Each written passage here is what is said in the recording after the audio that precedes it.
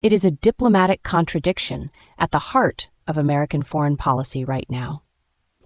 President Trump tells Congress the Iran hostilities have terminated because of a ceasefire, while simultaneously telling the press he is not satisfied with Tehran's latest peace offer and that he's still considering options to blast the hell out of Iran. Gas prices have surged to $4.39 a gallon in their biggest single-day jump since the ceasefire was announced on April 7th, and American troops are still sitting in the Middle East. So which is it? Peace or war? Joining me now are Sophia Reeves, our economics and markets editor, and James Chen, our geopolitical analyst. Sophia, let me start with you. Is Trump's move to sideline Congress here a stroke of strategic genius or a constitutional time bomb? Thanks, Emma. Look, I'll be direct. The hand-wringing over War Powers Act compliance is almost entirely a political exercise being used by people who have no credible alternative Iran strategy to offer. Trump's argument is legally unorthodox, but it's not historically unprecedented. Every president since Nixon has pushed against the War Powers Resolution. What matters here isn't the constitutional theater, it's the underlying strategic reality. Iran has been a hostile, destabilizing force for 45 years. They funded Hezbollah, armed the Houthis, bankrolled Hamas, and used every previous round of Western diplomacy as cover for advancing their nuclear program. Douglas Murray has made this point with devastating clarity, negotiating with a regime whose foundational ideology treats Western compromise as apostasy isn't diplomacy, it's managed surrender.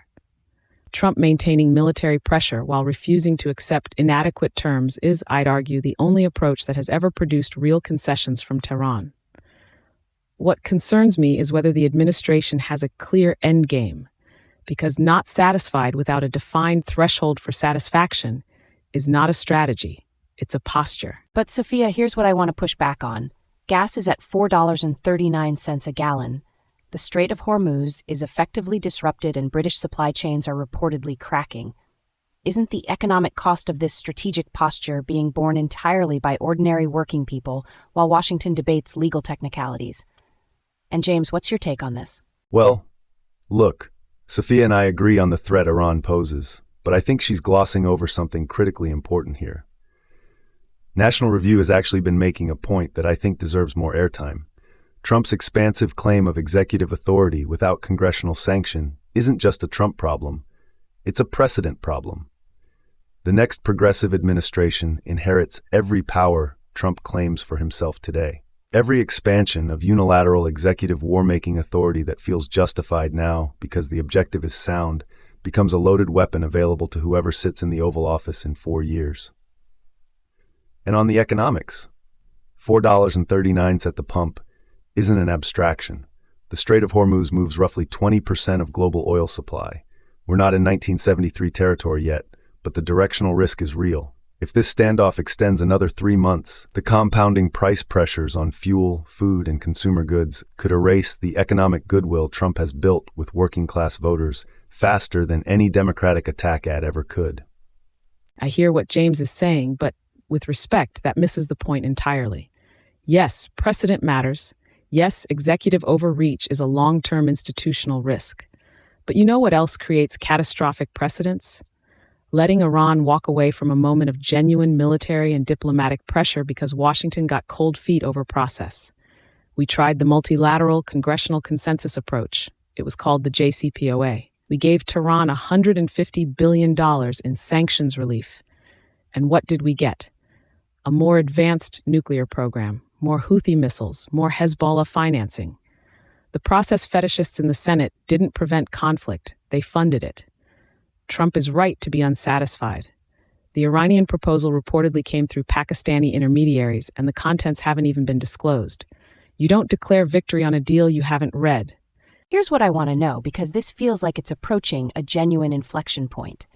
Trump says he's not satisfied. The ceasefire is shaky, gas is spiking, and Congress is restless. Where does this actually go in the next 6 months? James, where do you see this playing out? The way I see this playing out, there are really 3 trajectories, and none of them are clean.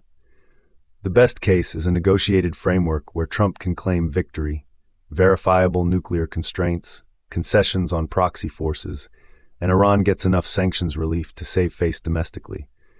That's possible, but it's currently the least likely scenario given Trump's own stated dissatisfaction with what's on the table. The middle scenario, and this is where I think probability sits highest right now, is a prolonged stalemate. Ceasefire in name, unresolved hostility in practice, Hormuz partially disrupted, gas grinding upward toward $5. If current trends continue in that direction, the economic pressure becomes politically toxic before the midterm cycle. And the third scenario is escalation. Trump has explicitly flagged military options. Iran faces internal pressure, and the miscalculation risk on both sides in that environment is genuinely serious. Here's what concerns me most, and I want to be precise about this risk. Iran's history in negotiating moments like this is to run the clock. They submit proposals through intermediaries, they keep the content vague, they create the appearance of progress while buying time for their nuclear program. If the ceasefire framework gives Tehran 6 more months of reduced pressure without genuine verification mechanisms, we may look back at this moment as the point where the window for a meaningful deal closed.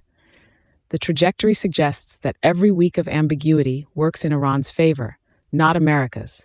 Trump needs to either close a deal with real teeth in the next 60 days or make a decisive move, because the current limbo is strategically and economically unsustainable.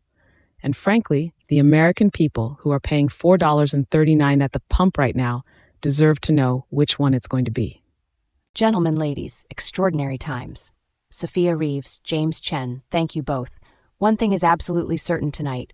Someone in Tehran is watching those gas price numbers very, very closely, and they like what they see.